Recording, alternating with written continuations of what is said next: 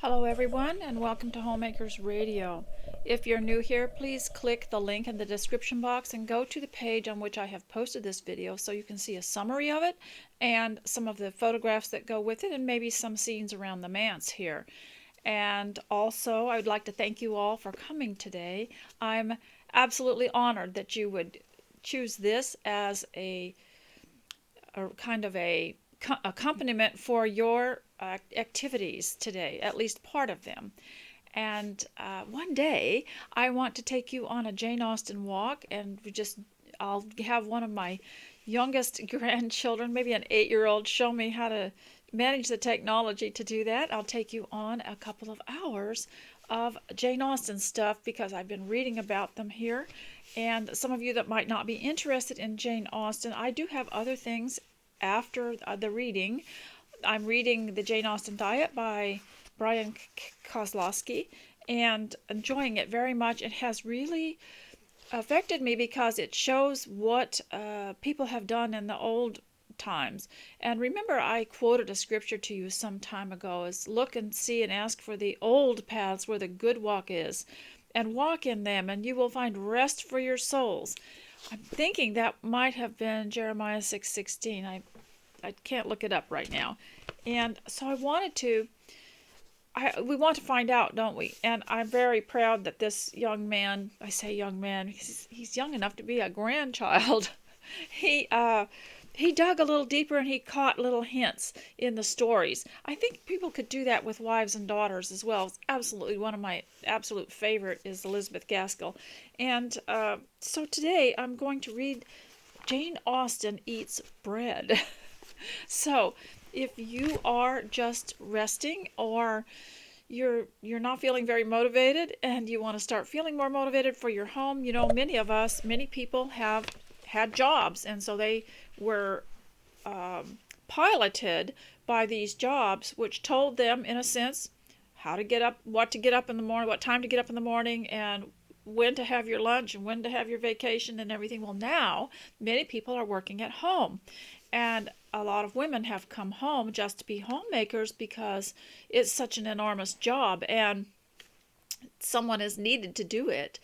And so we need to learn to be self-propelled and self-motivated. And it's like eating sea salt. When you switch over to sea salt, at first you just want to have a lot of it, and then you kind of level off and you only eat it as needed. And so, or anything else that you've tried. And so eventually you become accustomed to your home, and when you start waking up in the morning, you're thinking of the first thing that needs to be done. And one of the first things that we need to train ourselves to do is to get dressed up, because when you had the old job, you had to. It was part of the requirements of working around people or working for someone else, an employer.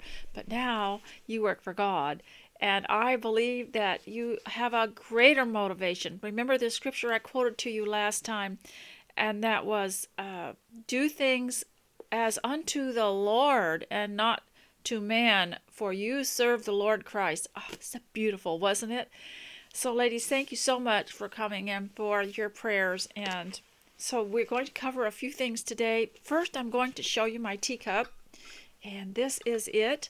It's the bird on the flower, and I only have one of these, but I got it at Home Goods, which is TJ Maxx.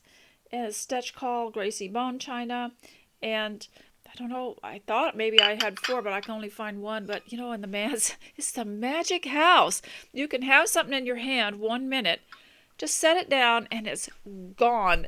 What a big mystery. It never leaves the house. I rarely leave the house. I do go out, but I can lose it in the house in a second. And so also I want to show you some paper bag challenge answers that I've had, because I've been trying to encourage my descendants to have a paper bag challenge as to things to do with brown paper or paper bags. Now, as you know, I get Imperfect Foods, a little box. I get the small box of fresh foods coming to my door once a week. I have to order them online. One thing is, if you do join this, you have to go in and check off all the food that they add on there, because if you forget about it, they'll automatically send you stuff you don't want. I don't know why it works that way. But anyway, in the box that I got, they had wrapped, they don't use plastic bags or anything to load up the carrots or potatoes or anything. They don't put those in containers or anything, just throw it in the box. And which is kind of nice, not to have all that packaging. But they take paper, brown paper, and they separate it all and wrap it around the stuff. And what I got this last time, if you'll notice, it's like it's gathered down the center. See that? It's kind of gathered down the center, and then it's double like this. You can see that it's kind of a gathered thing. Being a sewist, it looked to me like it was stitched and gathered. And I didn't want, and of course it smelled like food, but then after I left it out for a while, it didn't. It smells nice and clear, but look how many layers it has. Well, I didn't want to throw it out, and I thought of all kinds of ideas. And yesterday I went out to one of the shops and saw that they had for sale these twisted garlands that go all the way down a farm table, and they had put flowers, florals, and green leaves and fake fruit down the middle. And it was just really very, very fetching, very charming. So that's what I'm going to do. And of course I can't show it to you right now, but that's what I'll do is I'll twist this around and lay it on the center of the table. It'll be very much like those expensive table, I've forgotten what they call. Are they garlands? So that was one of my ideas. I'll have to remember to put a picture on there. And the other thing was, I took a paper bag. You can see here, this paper bag from a grocery store, and I have cut some of it off, and I have made a file folder. And I will tell you why I like this so much. Now, they are not very sturdy, so it won't last years and years like a regular manila file folder. But for me, it's good. I needed a place to put my notes. When I think of something, I'll write it down, and they're all over the place. And I tried to discipline myself to put it in a notebook or on one piece of paper, but I'm not obeying myself. And so I took this. And one of the problems with file folders is things fall out of them, but not this because it's still a bag. And so I put my stuff in here like this, and it stays. And I have my little tab there I've written on notes, and it'll last for a while. But I just did not want a file folder because all these notes and things, they're going to fall out the edges. And I can also put a pin with it. And there you go.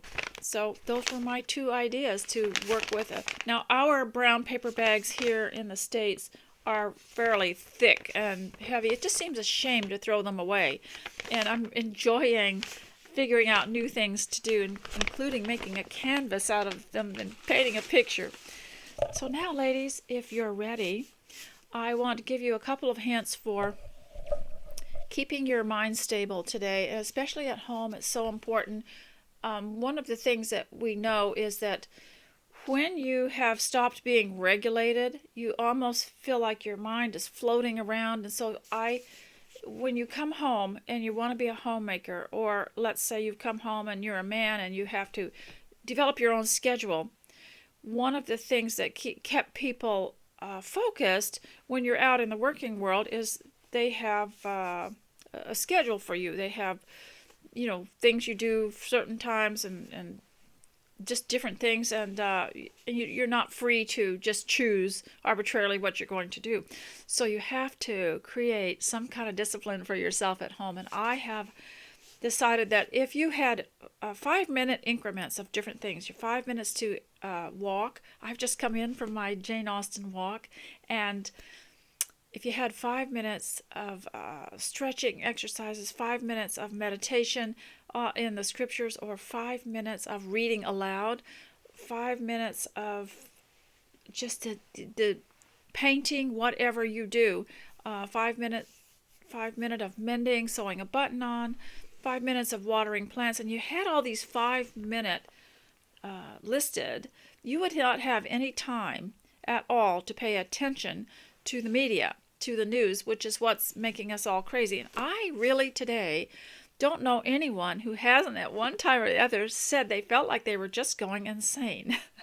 And a lot of it is having all this media, whether we like it or not, and if something happens, someone's going to tell you, and you can't get away from it. But another thing is not filling our lives and our minds with enough of the activity that would build us up. And I was reading about a young lady, I have forgotten what it is, that was on, she had a video series, and she had said that she thought she was having some kind of emotional problems, and so what she tries to do is have a list of things that she wants to do, that she likes to do, and do more of them than the things that waste her time or bore her. And I thought that was very, very productive. And I realize also that if we have things we have to do that aren't fun, that we don't like, that we have to figure out ways to make them more appealing. And it goes way back to a lady I met many years ago when I was still in my 20s. And how does time go so fast? It all went so fast.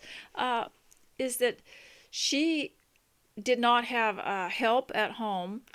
She had to do a lot of the dishes herself and a lot of laundry, and her family was busy out, and many of them had to go somewhere else. And so she said that she used to light a little candle, and this was the days before we could have the LED lights. She'd light a little scented candle up by her, put it up by the faucet by her sink, and then put some music on and start to wash dishes. And she said that it just gave it such a pleasant atmosphere. And those of you who can remember those days will understand why that changed everything.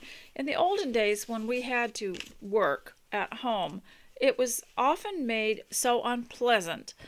It was just considered very unpleasant work. And we don't have to do it that way. So I want to read from Austen Eats Bread. Now, I'm sure you're cringing because of bread.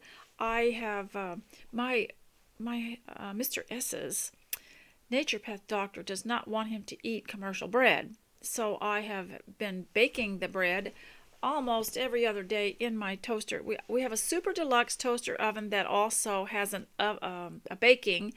It has baking, broiling, turbo, a lot of other things on it. And I love it, and it works just as well, if not better, than the conventional oven, and doesn't use as much electric. And so I have been making 2 little loaves of skinny bread every other day, and we've been sharing that, and he is losing weight and also feeling good. So don't cringe when I read Austen Eats Bread, because they're not talking about the commercial bread.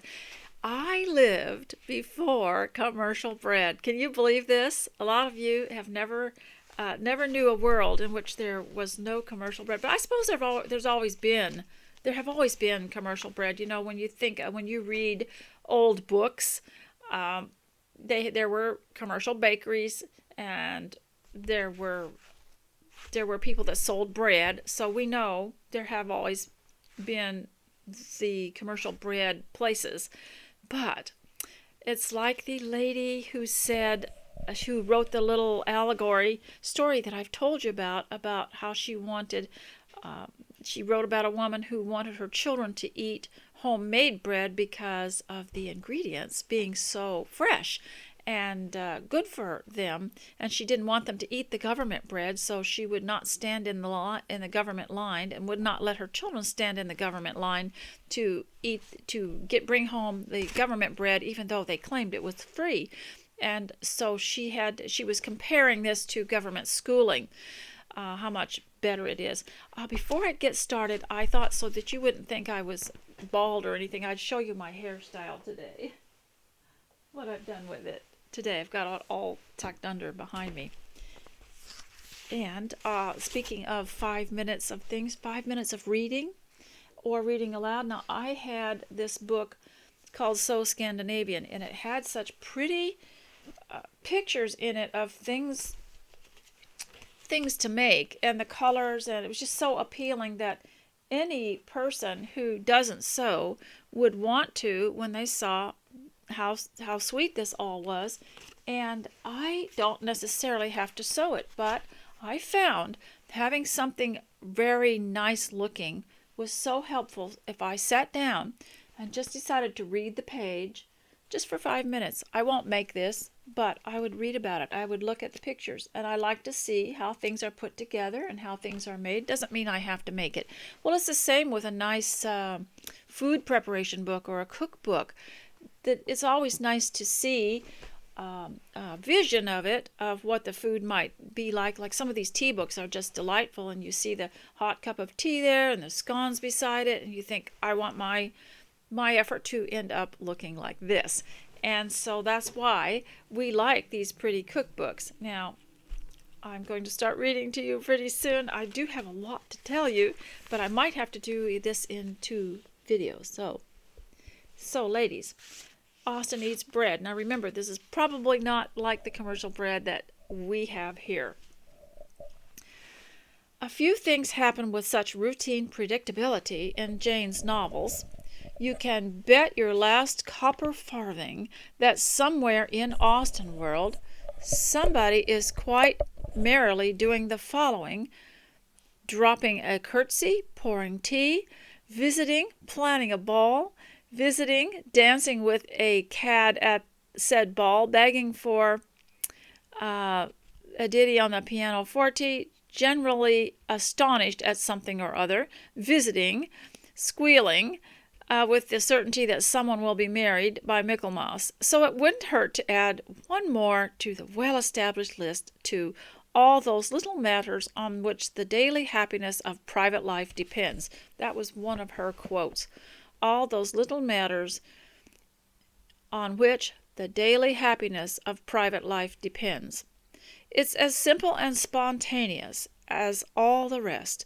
Austen characters eat bread every day without an ounce of dieting hesitation. And I used to wonder about the saying that bread was the staff of life, and how important it was also that the Israelites come out of Egypt with knowing how to make the unleavened bread, which was used on Passover, and I wondered why it was so important to them. But of course, the ingredients were more wholesome, and they didn't have the genetically modified stuff that we do. And I'm just amazed that we are still as able and as healthy as we are. Many of us have infirmities with the onslaught, the attack on our food. But I know that God is going to show us his alternatives, and that there are ways around having to buy the polluted food. So let me just continue with this. I hope you will eat some of this toast. Now, all of you remember in Wives and Daughters, Molly and her father, her widowed father, sitting in front of the fire with a poker with a toast on the end of it, and how much they enjoyed those moments with the toast. You already know this, even if you've never picked up one of her novels. Every Austen film adaptation has one. The usual breakfast scene with Regency rich folk gossiping through prim mouthfuls of buttered toast. Hollywood set designers have done their research. Enjoying a bit of bread on a daily basis was an expected luxury of living well in Austen's England. So much so, Jane tends to offer bread more regularly as her characters develop increasingly elegant lifestyles. Case in point, when Catherine Morland returns to her humbler home after living her high life at Northanger Abbey, she can hardly stop reminiscing about the delicious bread she regularly ate there, cueing the eye rolls of her less ritzy relations. I did not quite like at breakfast to hear you talk so much about the French bread at Northanger, said her mother. Then there's Fanny Price, who experiences the exact opposite fate. Accustomed to the fresh baked goods served at Mansfield Park, she goes into temporary bread withdrawals when staying with her less privileged family at Portsmouth. She does, however, manage to tide herself over by coaxing her brothers to fetch a daily supply of biscuits and buns from the local bakery. So, there have always been bakeries. I think in the Bible, after the Tower of Babel, there was a description of where all these different people with different languages went, and one was a place where they were known for sweet, delicate pastries. And it was mentioned, I think. I don't know the exact verse it is. But that could be one of your homework assignments, to find that. There are little privations one doesn't suffer through in Austen world. Going breadless is one of them. Small wonder to be without bread to eat is Jane's byword for total life bombing. And I think bread was something that was easy to carry if you were on a journey, if you were walking, and if you got hungry, bread wouldn't, it wouldn't spoil normally. It was dry. It was something that would be easy to pack. To say we've come far in our attitude towards bread would be the dieting understatement of the century. Bread in a diet book? Frankly, I could have started this chapter, Austen Eats, Regency Fish Head Ragout, and gotten far fewer giggles. Bread is something us moderns only indulge in between our diets, brief moments of carb and gluten-gorging insanity. Between is the most realistic word, given the fact that going totally breadless throughout life seems to be the dieting equivalent of trying to hold your breath underwater. See, I say he's very salty, isn't he?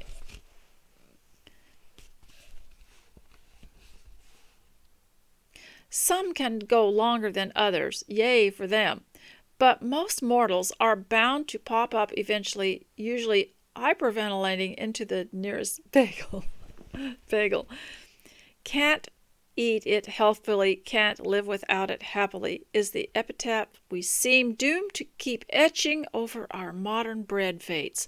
The idea of incorporating bread into a healthy, guiltless lifestyle seems as foreign and far off as everything else on Austen's list of normal Regency routines.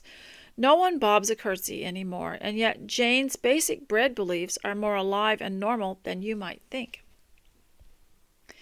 Anyone who has visited France has already seen walking examples of it. The image of elegant Parisians strolling home with fresh baguettes tucked under their arms is iconic for good reason. The French are famous for enjoying, like 19th century Austenites, their daily bit of bread.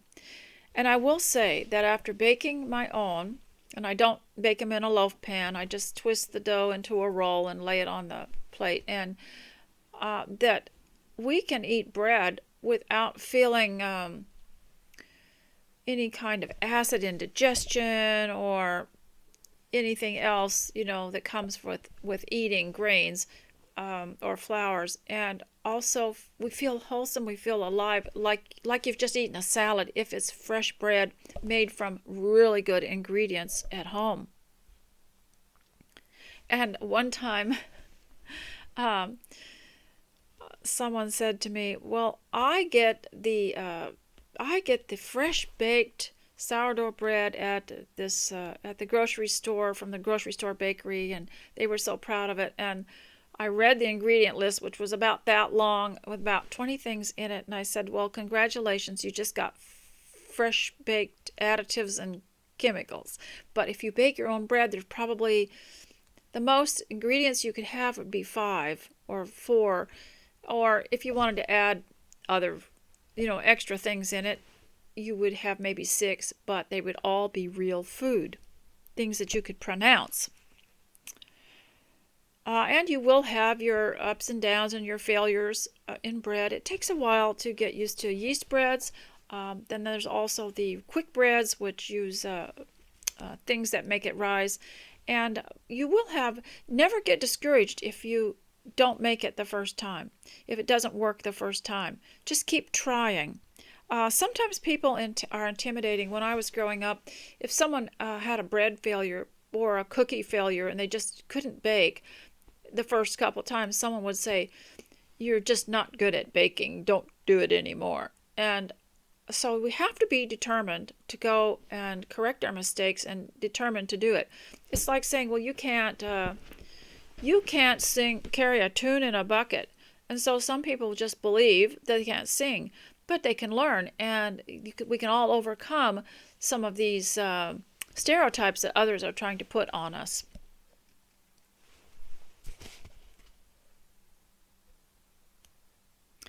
And to the eyes of modern Americans, the French seem to pull it off with magical impunity. Somehow their regular intake of croissants doesn't automatically get stuccoed onto their stomachs, and, bar the rare medical diagnosis, they've largely managed to avoid being even remotely interested in going gluten-free. Healthy French eaters refuse to live without the joys of bread, said Mireille Giuliano in French Women Don't Get Fat, certainly one of the more shocking and enviable tenets of the book. What's really going on under the surface, however, is a set of traditional guidelines about eating bread and eating it correctly that the French have naturally inherited. Centuries of loving those baguettes have taught, I hope I'm pronouncing it right, the French how to live with them healthfully. Go deeper into Austen's fiction and we find the same thing. Living at the height of historical bread-eating wisdom, Jane knew there was a real difference between bad bread and good, just as there are bad ways and good ways of eating it. To flippantly ban it all, just because we've forgotten how to properly enjoy it, or prepare it, I might add, would be seen by Austen as intolerably stupid. Rather, a simple return to Regency bread basics is all we need to rethink our modern wheat worries and get the proverbial staff of life back into our own. Remember, nobody goes entirely breadless while Jane's around. Could I bear to see her want while I had a bit of bread to give her? Perish the thought. Now, I wanted to say that one reason it works to eat bread in this Regency style lifestyle is that you're going to be walking. You're going to walk before breakfast, and you're going to walk before lunch, and walk before dinner. Someone sent me a delightful thing on the email about an easy way to exercise, and it keeps the, it kind of keeps the weight off. I haven't had much drastic difference in my weight, but I think it's just shifted around a little bit. But it was go walk for 3 minutes normally, and then walk as fast as you can for 15 to 30 seconds, and then go back to walking to 3 minutes normally, and then the fast walk for 15 to 20 seconds, and it totals 10 minutes. And I did it inside of my house because the ground outside on this farmland is so uneven, and I didn't want to end up in a hole and flat on my face. It's interesting walking on uneven ground on farmland. It kind of looks flat, but there's holes in it. And I have been outside walking a time or two and found myself flat on the ground and not knowing how I get there. It happens so fast. It catapults your feet. You just end up when there's little piles of dirt and you don't know it. And so I did it in the house. Made myself a route from here to the end of the hall and turn around so that I got to do that little routine. And I haven't seen the results yet, except that I feel good, and it made me happy. And I've noticed that people that are active are less worried about going insane. They're active and they're happy, and it's not good to sit. We aren't created to sit a lot and vegetate too much. And so people that are active with something are a lot, they feel more a sense of well-being. But I digress because we're talking about bread. But as I said, bread can't harm you if it's good bread, if it's homemade bread, and if you're also active. So this book combines, the Jane Austen diet combines the eating of bread with the amount of time they spent walking.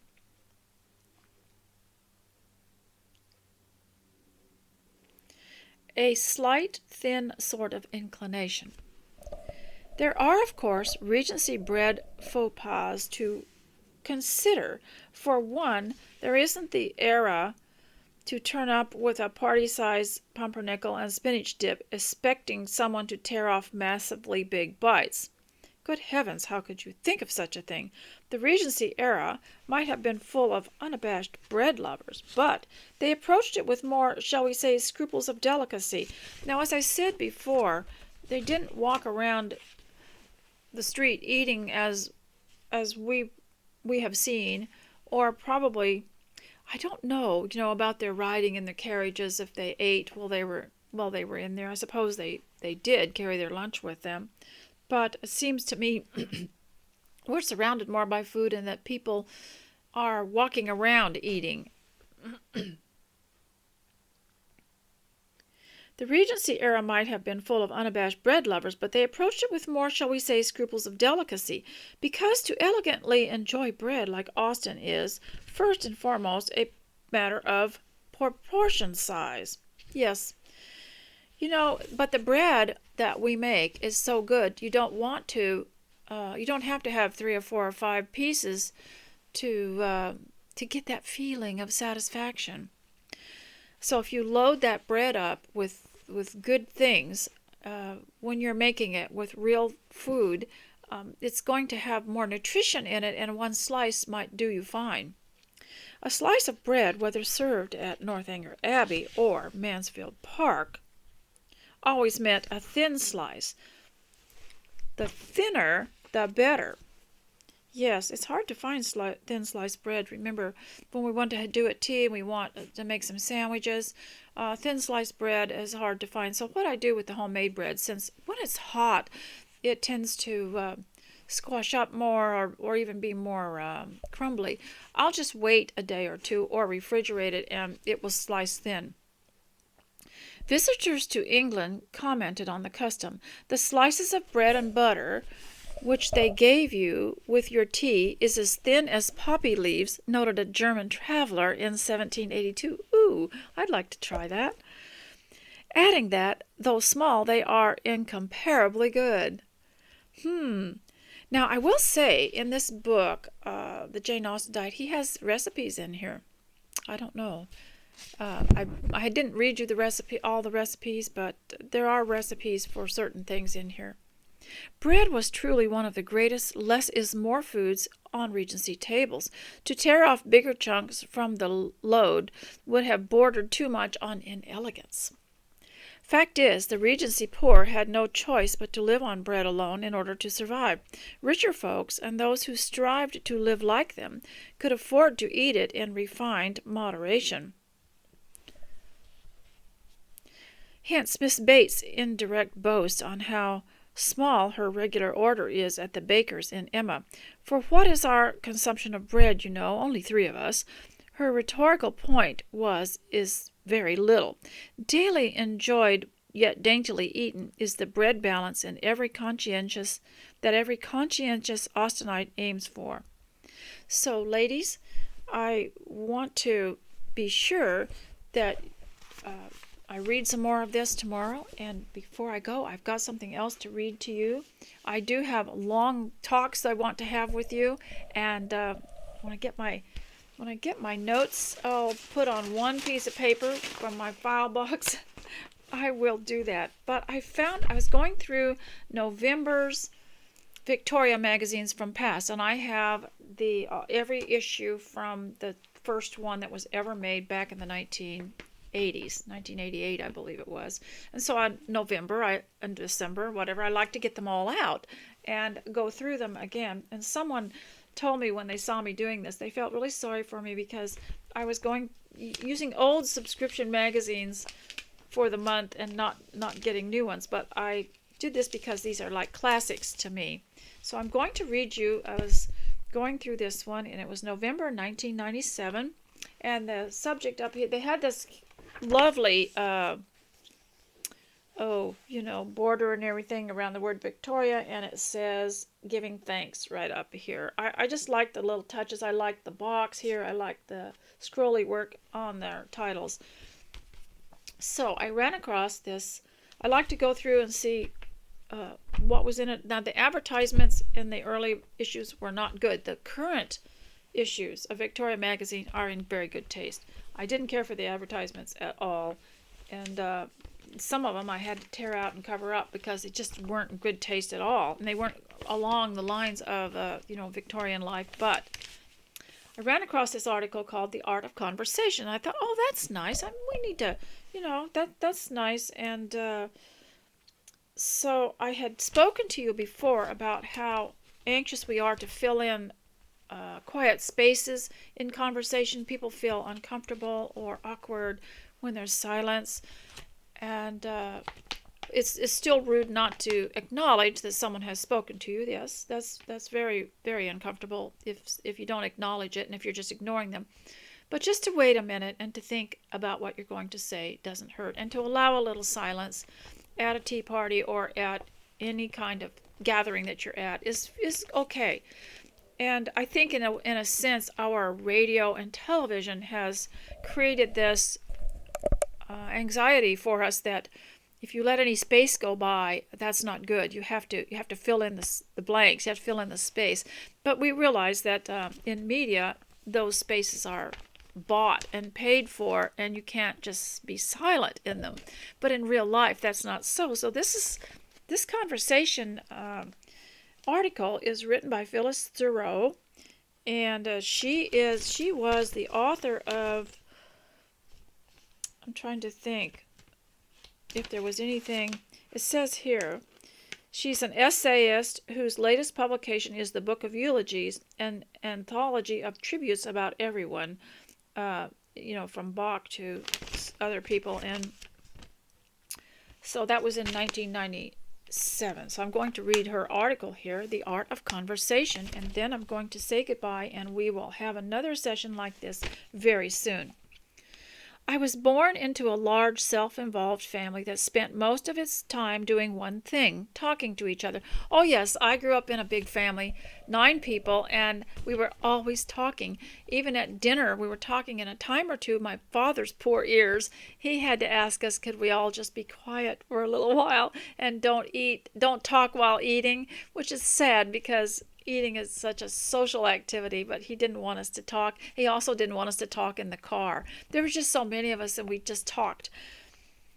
There were, of course, life's necessary little interruptions, like going to work and sleeping, which took place off the main stage.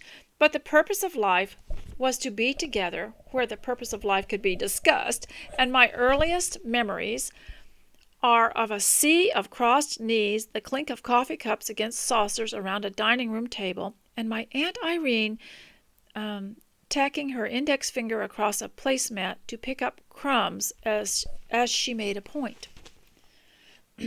My grandmother, I knew people like that when they made a point, they would touch something with her forefinger.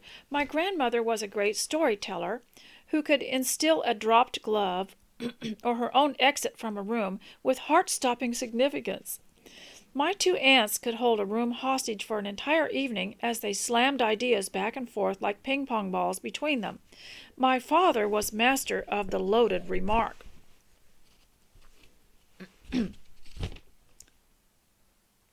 For a budding conversationalist, it was the right place to be. I learned how to tell a story quickly. When you're in a big family, you learn to make your point really fast because if you let any space go by, someone else is going to take it up and just override you.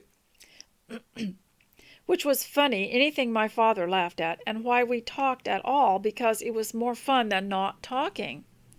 It should be mentioned that I grew up in the golden age of conversation, before television, when people read books. I lived before TV, did you?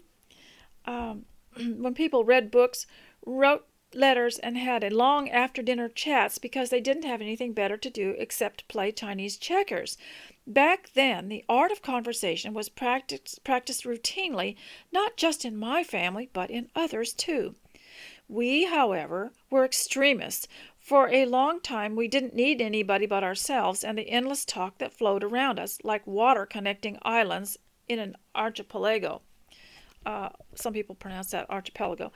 Of course, for a real conversation to take place, there must be a transmitter and a receiver. And in my house and my family, almost everyone wanted to be at the transmitting end. I quickly learned to hit the room talking, not because I always had something to say, but because holding the floor seemed to be the only way to hold anybody's eye. And it stood to reason that if somebody was looking at me, then I must be somebody too. I carried this habit of nonstop talking into adolescence. Some would argue I held on to it longer than that, without anybody correcting me. My mother said she thought that one day I would simply run down like a spent battery, and in retrospect that is more or less what happened. One day I decided that having to be endlessly scintillating in order to keep control of center stage was simply too exhausting. It was a startling breakthrough. My life as a listener began. Listening, I discovered, was the best sort of work, both effortless and entertaining, while giving me access into the very circles I had previously tried to talk my way into. The world, I realized, was full of interesting people, and all I had to do was ask them how they got that way. I was not, by any standard, a skilled conversationalist, but I had stumbled upon one of the major rules of how to be one: be more eager to know than to be known. This is, of course, a good rule for life as well. The art of conversation and the art of living are so nearly the same that to speak of one, no pun intended, is to speak of the other, but not quite. Bad people can be good conversationalists, and good people can be tongue-tied, not because they have nothing to say, but because they lack the confidence to say it, even in my own family, where overconfidence carried the day. My soft-spoken mother was an introvert among glad-handers, something I did not realize when I was growing up, being too busy to becoming an extrovert to notice. But one Christmas she came for the holidays to visit. There were numerous parties to which we were all invited, but every time she found a reason not to go. She protested, too tired. She wanted to spend more time with the grandchildren. She finally ran out of excuses, and the real reason surfaced. "I don't know what to say," she confessed. "So many of your friends are writers, and I won't have read any of their books, or maybe they are the books." My mother's anxieties surprised me. "This is a woman who reads Plato for pleasure. I don't lead a very cosmopolitan life," she continued. "Mostly I watch seagulls." "Well, then," I countered, "talk about that. Seagulls are under discussed in this city."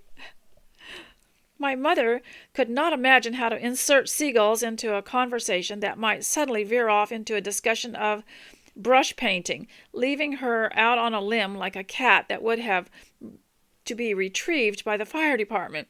In the tradition of countless other men and women who view conversations as final exams they won't be smart enough to pass, she stayed home. Conversation is a mysterious thing. Anyone who has ever attended a college reunion knows how easily two friends who haven't seen each other for years can pick up the thread of a conversation as if they had just flung it down, like a skirt they had been hemming, to answer the doorbell. Large subjects like the state of one's marriage, children, and soul are promptly placed upon the table. The depth of the relationship established years ago makes it possible, but when the friendship does not exist, a climate must be created, which is where the much maligned skill of making small talk comes into play. I did a video on small talk, on how important it was. I used to look down on it, as a teenager, thinking that's not too intelligent. I want to really get into things, I want to talk about important things and learn stuff. But small talk is so important. Small talk has an undeservedly bad reputation. Many people consider it beneath them, saying, "I'm no good at it," as if to imply that they are terrible at telling lies. And admittedly, it is very easy to tire of small talk if that's all there is on the menu. Excuse me. Once I spent a weekend with family I could not quite put my finger on why I felt so anxious to leave at the end of. Then I realized that for all the conversation that had flown around the house, it was entirely about material things, where one could buy this, or where that, or drive to something else. Not one idea had surfaced in 48 hours. I was starved. Yet small talk is the warp and wool of human communication, the little feathers and pieces of string we use to line the nest of the prospective relationship, preparing the way for a large talk, if there is to be any. Suppose, for example, you are at a party where you know no one but the hostess.